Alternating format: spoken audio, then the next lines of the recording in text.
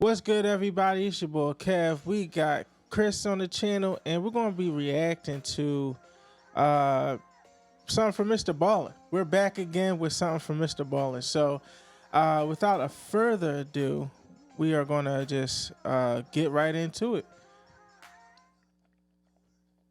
Before dawn in March of 1997, a police captain was patrolling the outskirts of a small town in North Carolina when up ahead he saw there was this Jeep parked on the shoulder of the highway with its headlights on.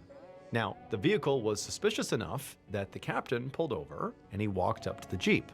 And as he got closer to it, he heard the engine running and he saw the driver's side window was down, but when he walked around to that side of the car, he saw nobody was inside. However, as he was standing there, a cell phone on the passenger seat began to ring. But before we get into today's story, if you're a fan of the strange, dark, and mysterious delivered in story format, definitely subscribe to this channel, place because and then that's come all back we do. to subscribe We to our upload channel. 2, 3, We even 4 appreciate times it. every Both of us will. So if that's of interest to you, the next time you go on vacation with the like button and all your friends, be sure to take lots of pictures. But when you post those pictures on social media, be sure you Photoshop out the like button. Also, please subscribe to our channel and turn on all notifications so you don't miss any of our weekly uploads. Okay, let's get into today's story.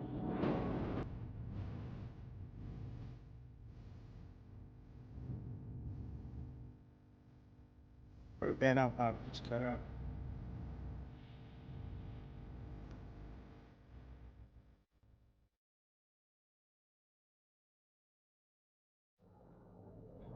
In the early morning hours of Saturday, March 29th, 1997, a blonde 26-year-old waitress named Kim Medlin carried a tray of filet mignon through a topless bar in Charlotte, North Carolina, while wearing a leotard and tights. She made her way through the cigar smoke-filled room, past the stage where all the half-naked women were busy pole dancing. Kim worked here at the men's club 3 or 4 nights a week, and for the most part, she liked the job. It paid well, and by working the night shift, it left her days free, so she could focus on her 2 real passions, which were taking care of her horses and decorating her brand new house. So Kim and her husband Bridger had recently bought a 7-acre plot of land outside the nearby town of Monroe, where Bridger had actually grown up. They'd spent the past year building their dream home, including a barn for their 3 horses, and now that the construction was done, they had finally started moving in and decorating. Now, as Kim delivered the filet mignons to a table of middle-aged businessmen, she glanced over at the clock on the wall, and she felt a surge of excitement when she saw that there was less than an hour left in her shift. Kim had the next 3 days off, and she planned to use all that free time to finish some of the smaller moving projects that still needed to get done, like just unpacking boxes and hanging some pictures. So she flashed the businessmen a smile and then went to check on her other tables. A filet mignon at a strip club is crazy. An hour later, a little after 2 a.m., Kim walked out the back entrance of the bar, now wearing a baggy sweatshirt instead of her work uniform, and she called out a goodbye over her shoulder to some coworkers, and then walked over to where her red Jeep was parked along the side of the building. She got in, dropped her purse onto the cow print seat cover on the passenger seat, turned on the car, and then turned on some music for the hour-long drive home. Oh, Lord Jesus. So, pretty much, I guess that's also going to have to be cut. But, just by looking at that picture, dog, the picture that they had of her, what you think, she look old? For that time period, she looks like she's her age. It's the smoking time, so everybody looks older than what they were. So you say you're 21, you look like you're 35. Right. The 90s was rough back then to some people. Oh, okay. You're 21. Oh, okay. Okay. Right. A half an hour later, kids you Kim got? drove south down Old Charlotte Highway, a secluded 2-lane road that was pretty much deserted at this hour. She used to find this commute kind of relaxing, but lately, it had been making her nervous to be driving alone late at night. And the reason for that was because a couple of weeks ago, while she was driving home from work around this same time of night, she'd been involved in a really scary road rage incident. Another vehicle had come up from behind and started tailgating her and honking their horn at her repeatedly for really no apparent reason. Kim had been afraid that this was a customer from the men's club who was now following her home, And it freaked her out so much that she'd actually pulled over into a convenience store parking lot because she saw there was a police car parked in there as well. And so she'd gone right over to the officer to ask for help. He'd promised to go and try and track down this road rager, and he'd even sent out a broadcast over the police radio, telling all the other officers to keep an eye out for Kim's car on the night she was working in case anyone gave her more trouble. And so now, even though, that road rager had never been caught, Kim did feel better knowing that the police had her back. But again, because the road rager had not been caught, she was still a bit scared about driving home alone. So tonight, to calm her nerves, she fished out her cell phone out of her purse and just called her husband, Richard.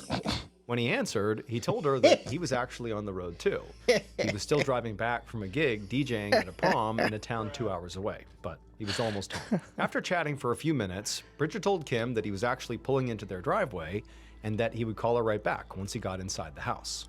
So Kim said fine and said goodbye, and they hung up, and she kept on driving.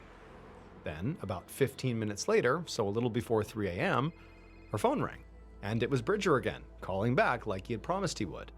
And he asked Kim if she was close, and she told him that she was just passing by Union Station Restaurant, which meant she was maybe about 20 minutes away from home. Bridger said he was pretty tired and he was getting ready for bed, and in case he was asleep by the time she got in, he wished her goodnight.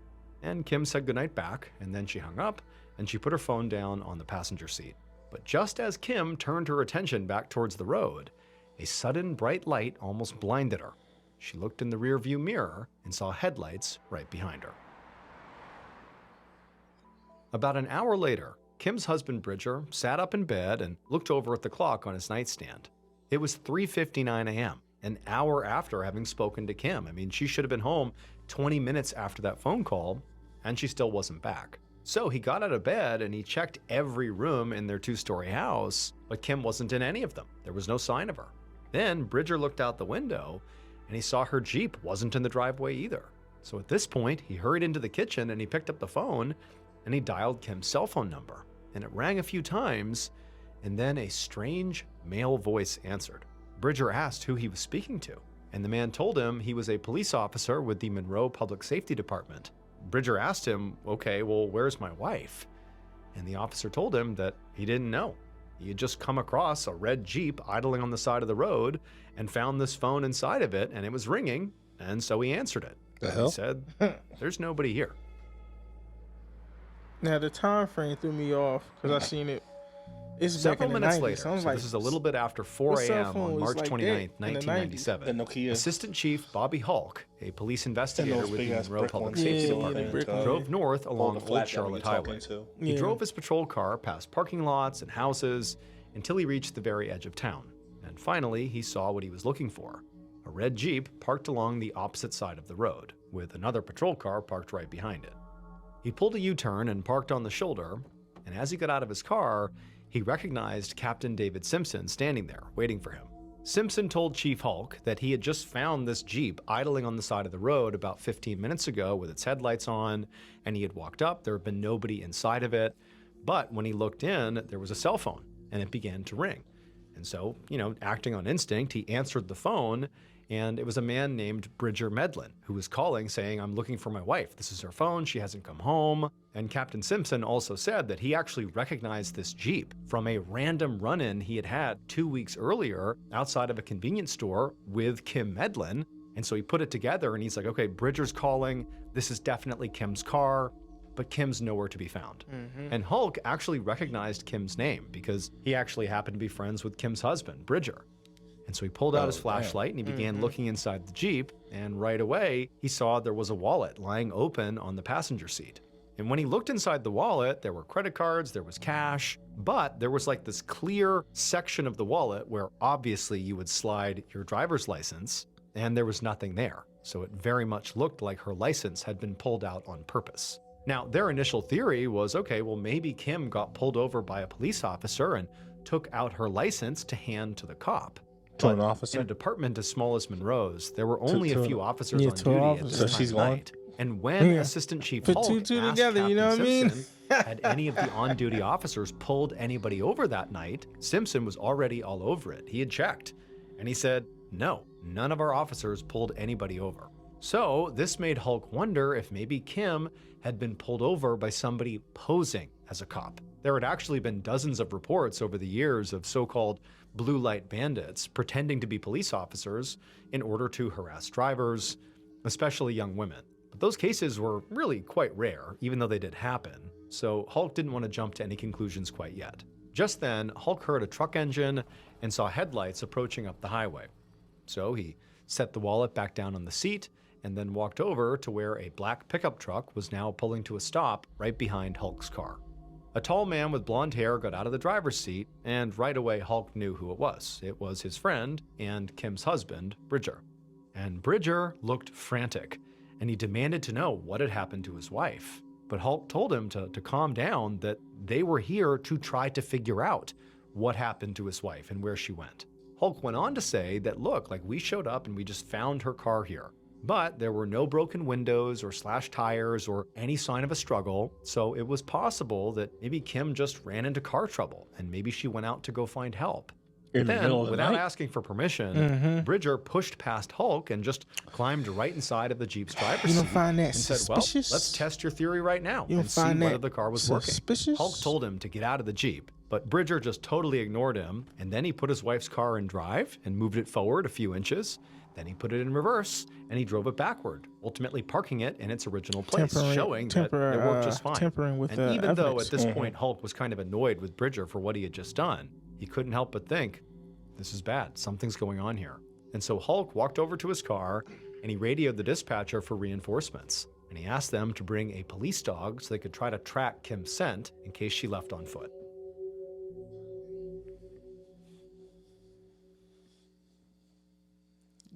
The dramatic pause be wild for me, bro.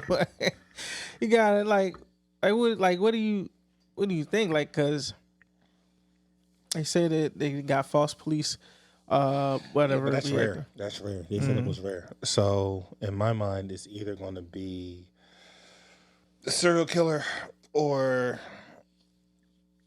the husband. He wasn't really home. Honestly, he wasn't really home. He's just saying he was home. You see what I'm saying? No one has actually confirmed that he was actually home. Mm-hmm.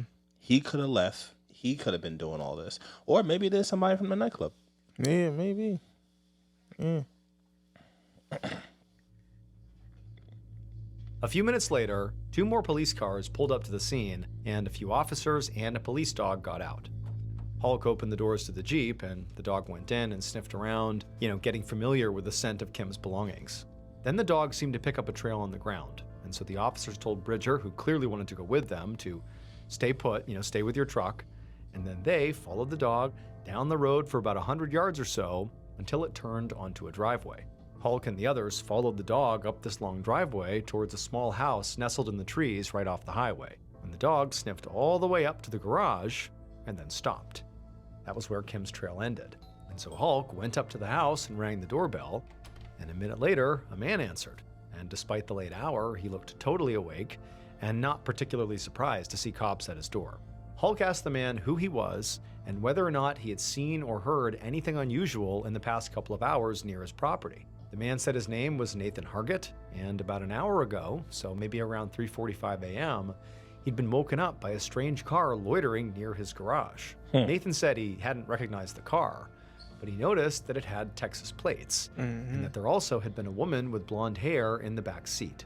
Hulk asked Nathan for permission to search his property, and Nathan told them to go right ahead. And so Hulk directed the other officers to search the inside of the house, while he clicked on his flashlight and headed over to the garage. When he got there, he turned the handle of a door on the side of the garage, and he found it was unlocked. So he pushed the door open, and he shined his flashlight inside, but all he saw was a truck and some gardening tools. There was no sign of Kim.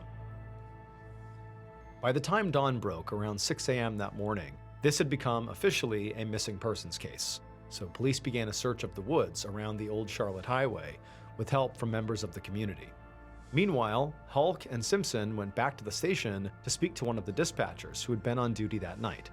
After speaking to that homeowner, Nathan, and searching his house and his garage, he had been ruled out as a suspect. So now they were focused on finding that car with the Texas plates that Nathan had seen loitering outside of his garage. So they were hoping that maybe there was a report of a traffic stop or maybe a suspicious car in the area or anything that might help figure out who was driving that car.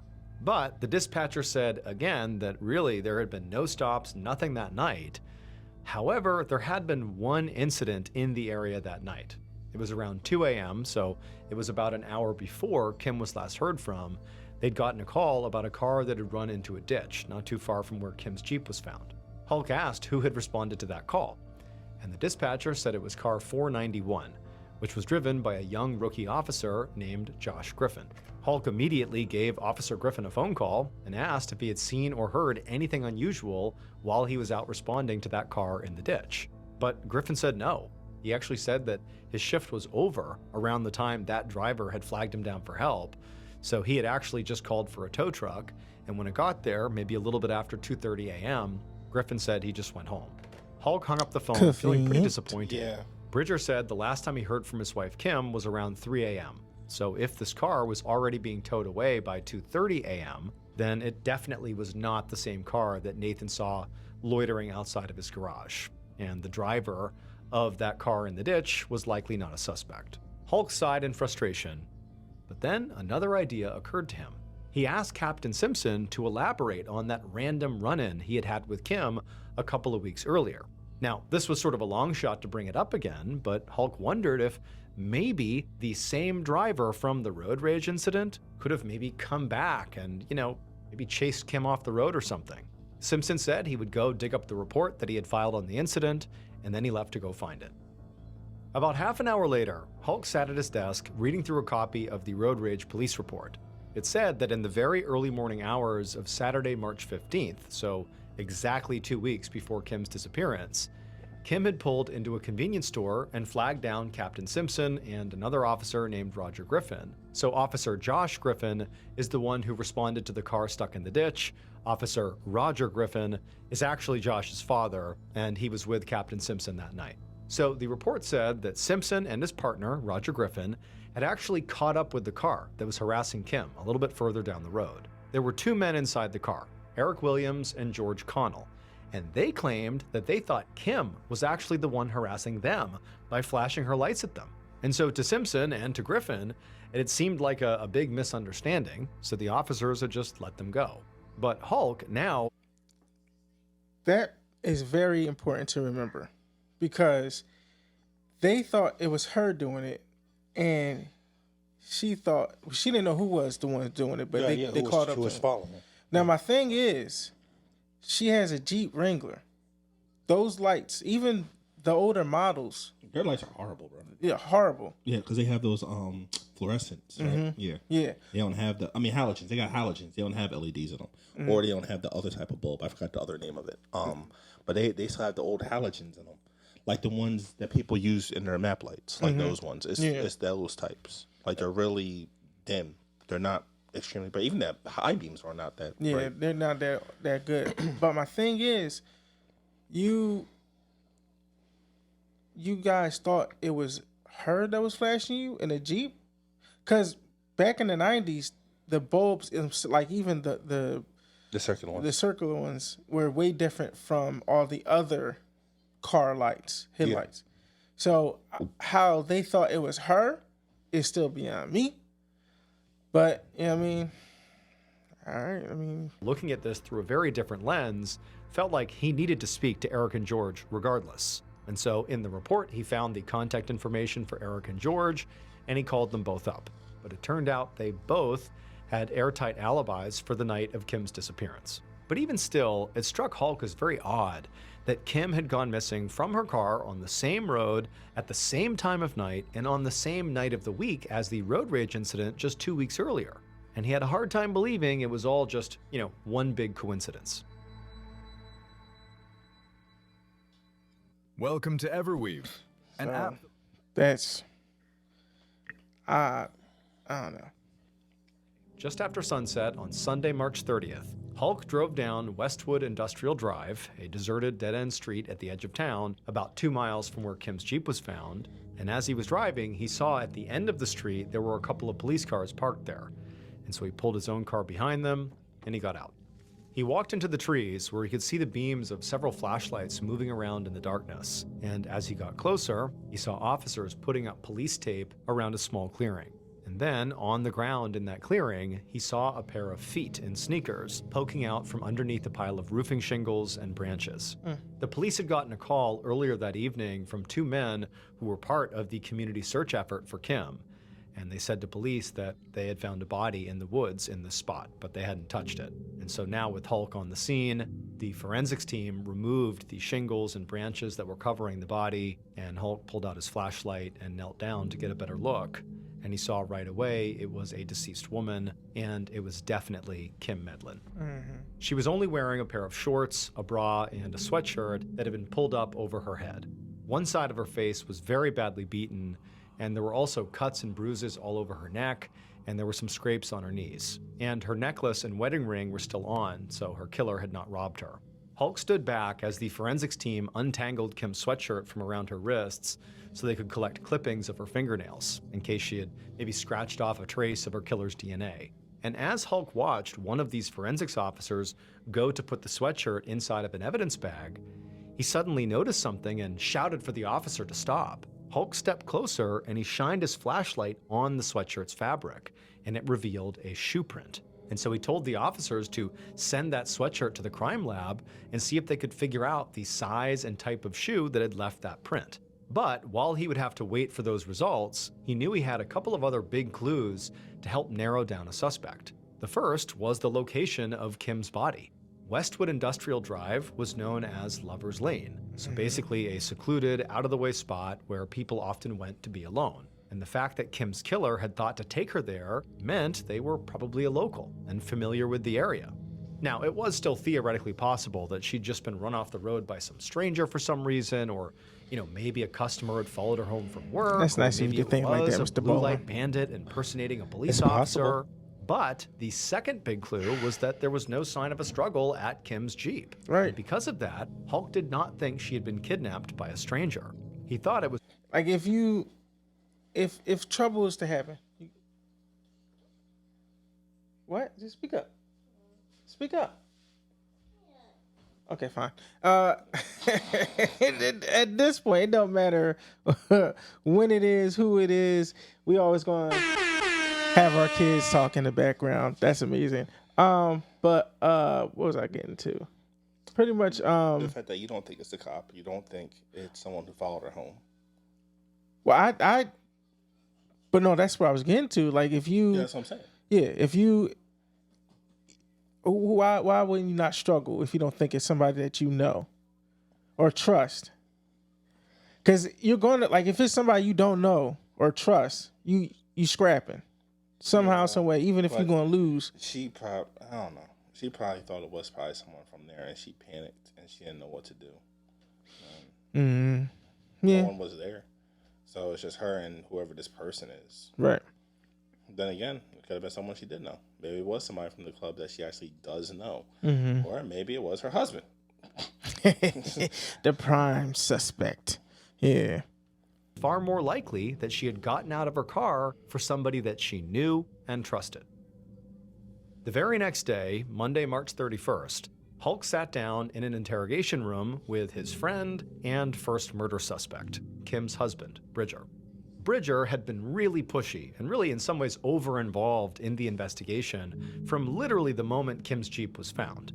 He'd messed with the crime scene by getting into the Jeep without permission, and now Hulk had information that Bridger had lied about his alibi. So when Kim first went missing, Bridger had told the police that he got home around 2:30 that morning. He called Kim for a brief chat a little before 3, and then he immediately went to bed. But now a police officer had told Hulk that he had seen Bridger's black pickup truck driving around the center of town around 2:30 a.m., And plus, which was Nah, how do nowhere you near just remember Bridger's that? house, and nowhere near the route he would have taken to get back from his DJing See, gig. 'cause that's So that's once some- Hulk said, so like now you say you remember seeing his black pickup truck driving around 2:30 a.m., but yet you guys never mentioned that before. when we was first asking questions, don't you think that should have been something that like, oh, you know, but I do remember seeing a black truck driving around. And it looked like Hulk's. Yeah. Yeah. Well, Bridger, that's his name. Bridger.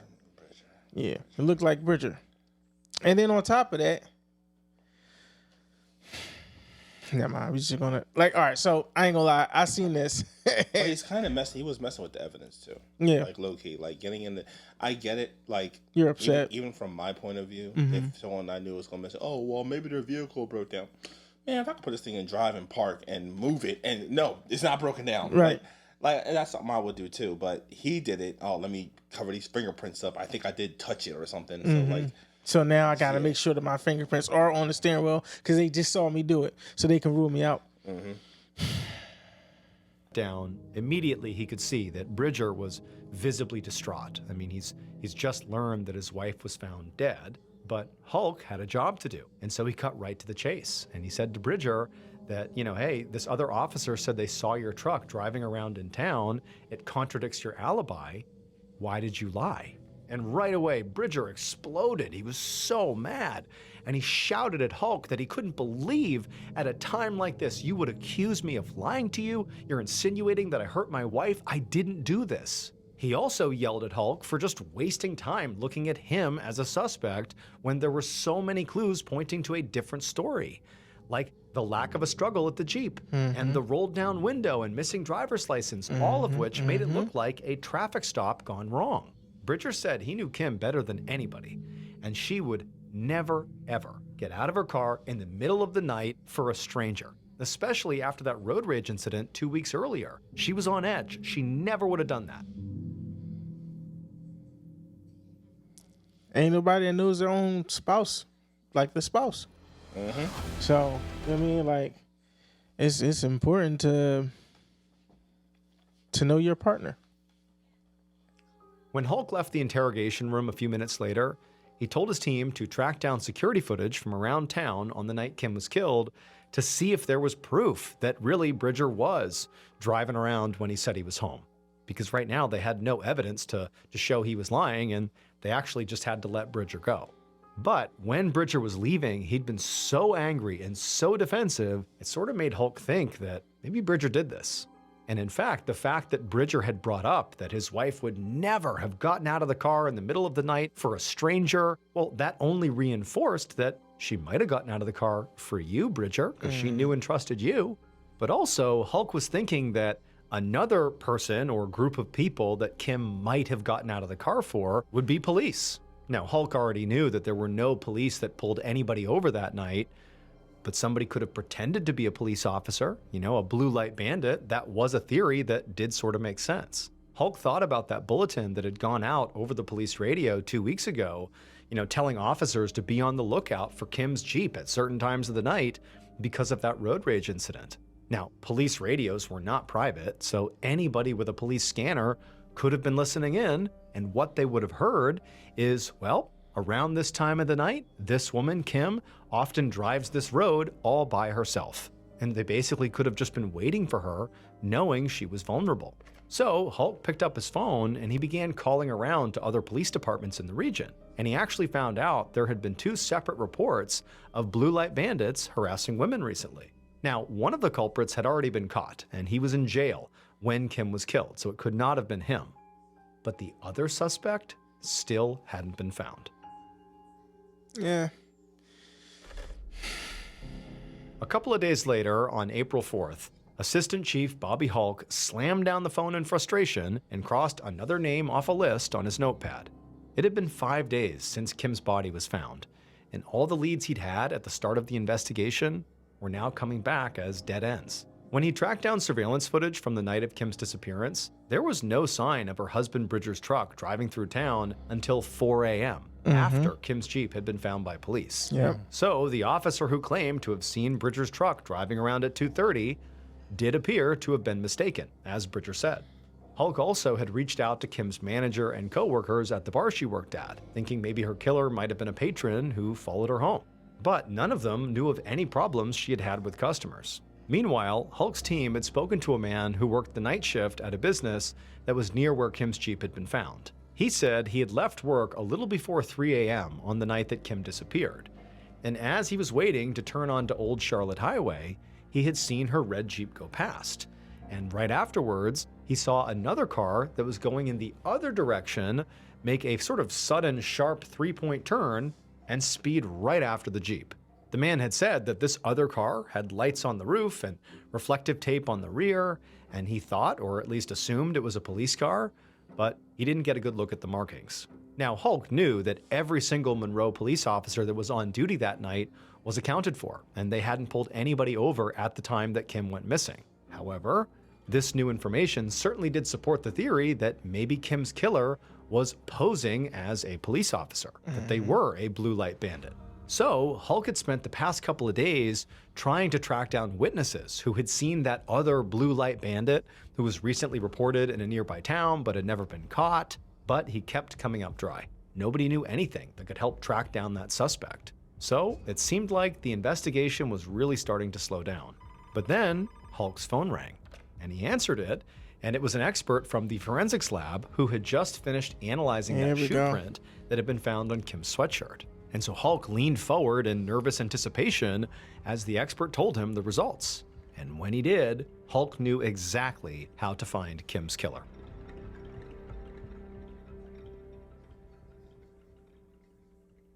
Based on that shoe print, witness testimony, and other forensic evidence, this is what police believe happened to Kim Medlin on March 29, 1997.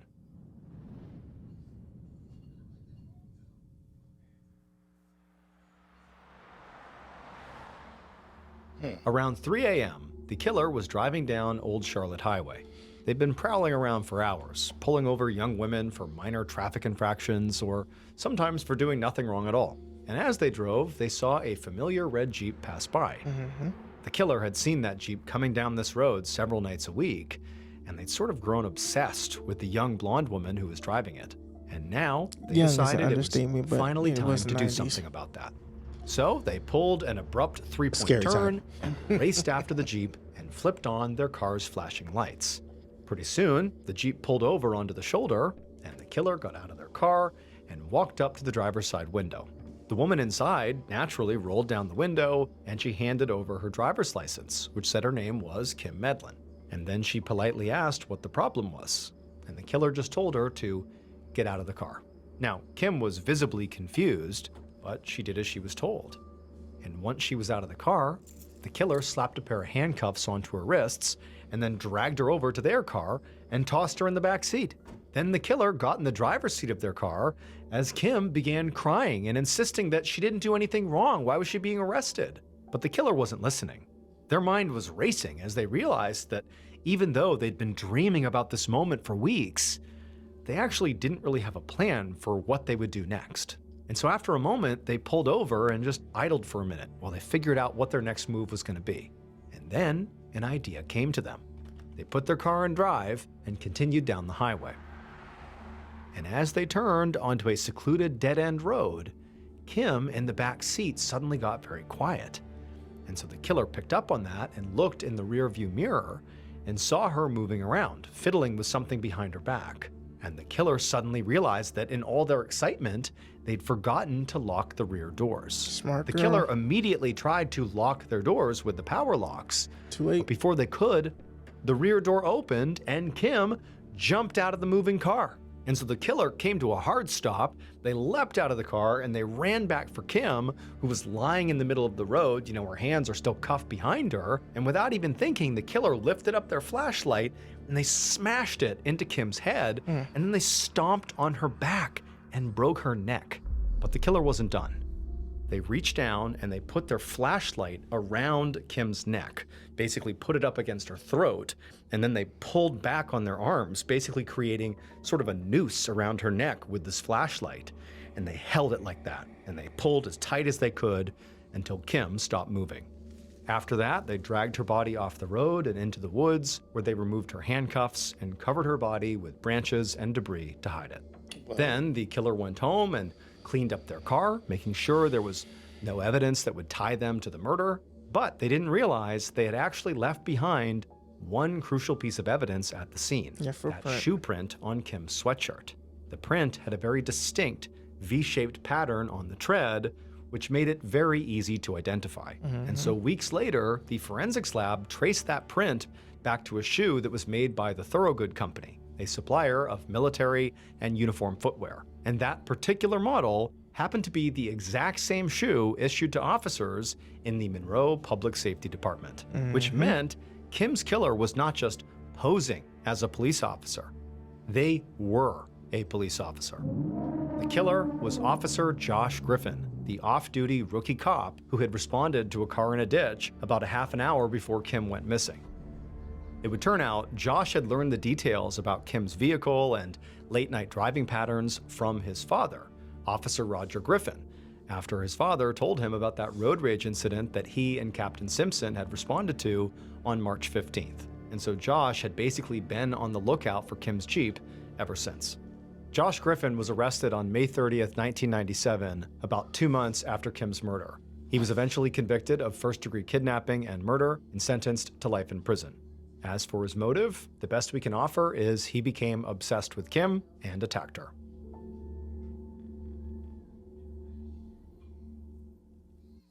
That's disturbing. Yeah, that's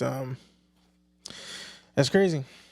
It's crazy. Cause what was your? Okay, you're obsessed with her, but what were you gonna do with her? Kill her. Well, he did. I mean, he killed her, but like, you see a pretty girl. He's probably just gonna kidnap her, try to keep her for ransom, or probably just keep her in general. Mm-hmm. Then eventually it's gonna lead to death anyway. So Yeah, whatever he was planning, he's just another sick freak that's out here in this world. There's a lot of them. definitely. That's why you always got to pay attention to your surroundings, no matter where you are. Yeah. So, another one in the books. Unfortunately, a life was taken away. But there's a lesson in there. With like an officer, Don't work at night and then think you're just going to drive home and you're a woman. Get your license to carry. Have pepper spray. Matter of fact, fuck pepper spray. Get bear spray. So you can really jack somebody up. Yeah. Get some bear spray. bear spray, and also, if a police officer asks you to get out the car and they didn't give you a reason when they first came up to the window, Don't be afraid to ask for a reason. yeah, ask for a reason. Get step out of the car. What's the reason? Step out of the car. I want a superior officer. So, remember that. Just know your rights. Know your rights. All right. Well, that's been it. Another one for a while that we haven't done it. But hopefully there's more to come of these. I don't know. You let us know in the comment section below what you would have did. Comment down below. As always, I've been Kev, Chris, and Chris. You've been you. Let's stay in tune.